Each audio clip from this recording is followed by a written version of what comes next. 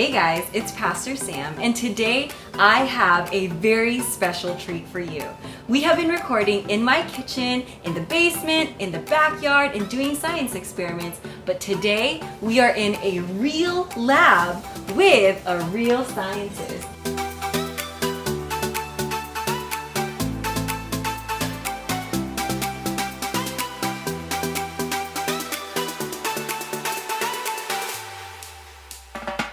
So as I'm sure you've guessed, there are a lot of really interesting things in a laboratory. But we've been talking so much about solutions, which is just a mixture of lots of different liquids. And sometimes when you make solutions, you need a really tiny amount. So if I wanted a really tiny amount, I would use this instrument called a pipette. What I'm going to do is see if I can get a really tiny little drop of water. This pipette will help me to make the tiniest little drop of water if I want to do an experiment where I need a really small amount of liquid.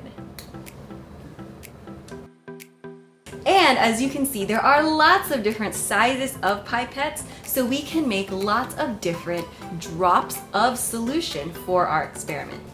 Now sometimes you want tiny drops of solution, but sometimes you want a lot of liquid. And if I wanted that, I would use this big container to measure lots and lots of fluid.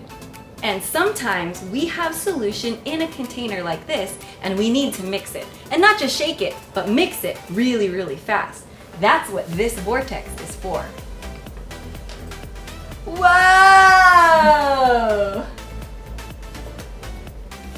And sometimes, if we want to spin something so fast that it's almost like it's spinning in space, you can use this vortex, also called a centrifuge. We can put things inside, close it up, and it spins so fast we can't even see it.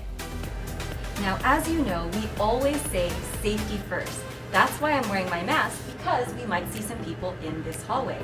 I'm also wearing a lab coat and closed-toed shoes for safety. But if something did happen and something dangerous got in my eyes, that's what this emergency shower is for. All I would need to do is grab this handle and pull it down, and a big stream of water would come and wash off any chemicals on my face. Now, since we're in a lab, we're going to look at something that we can usually only get in a lab, and it's called liquid nitrogen. Now, what is nitrogen? Nitrogen is something that we can't see, we can't smell, and we can't taste, but it's actually all around us in the air and even in our bodies. We can't even live without it. But if you want to turn it into liquid, you have to get the nitrogen and squish it really close together and then make it really cold.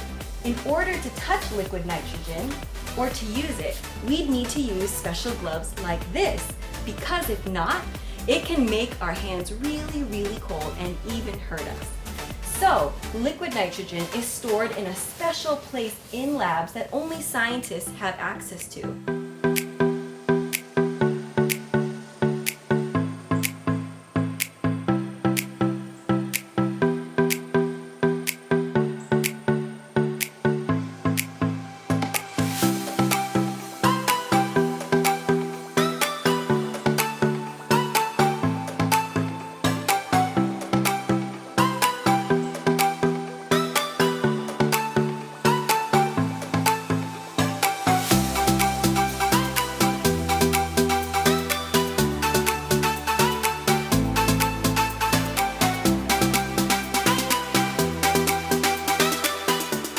Let's see what happens when liquid nitrogen touches something. Is it really that cold? Let's try it out. I brought a rose today to see what happens when we put it in liquid nitrogen. What do you think will happen? Let's try it out. Whoa, you can see that bubbling and that evaporating. Actually, when liquid nitrogen touches something even a little bit more, it actually starts to boil. Whoa, check that out. Woo, that's some really cold air. But it looks pretty normal. I wonder what happened to it. What did the liquid nitrogen do to it? Wow, it froze it so quickly just in the time that it was in there that it actually is turning to dust as I squeeze this rose. Amazing! Let's do another one. All right, so we have a yellow rose. Let's try it again. I can hear that fizzing and that bubbling. And here's our yellow rose. And I wonder if it made it just as cold as last time. Yup, I think it did. What was once just a regular rose has now turned into dust because of how cold liquid nitrogen is. Now I've also put some air into this glove. I want to dip it into the liquid nitrogen to see what will happen. What do you think will happen? Do you think that the glove will explode? Do you think that maybe we'll be able to crush the glove like we were able to do with the flowers and the leaves? Let's try it out.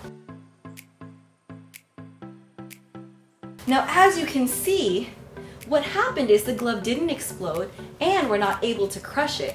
What happened is that it actually started to deflate. Let's do it again.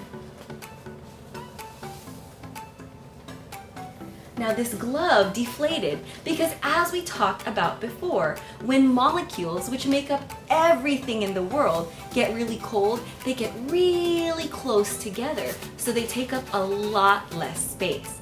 But as this glove heats up and the molecules start to get further apart or expand, this glove will actually re-inflate. So cool!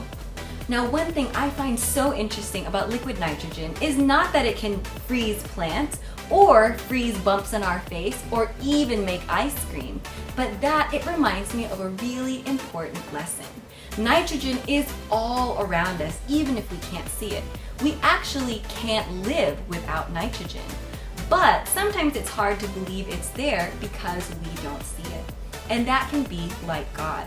The Bible teaches us that we live and move and have our being in God. That's what the book of Acts tells us. But sometimes we can't see God, and we can't hear God, and we can't feel God. But the good thing is, just like nitrogen is all around us and helping us to have life, that's what God is in our lives too. God is closer to us even than the air we breathe.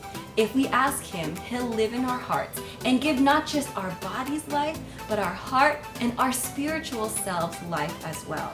Just like you and I can't live without nitrogen, we can't be truly alive without God. So the next time you feel like maybe God's not there because you can't see Him, remember that even though nitrogen isn't something that you can see every day, it is something that exists and gives you life, just as God says He will live in our hearts and give us life if we'll ask Him.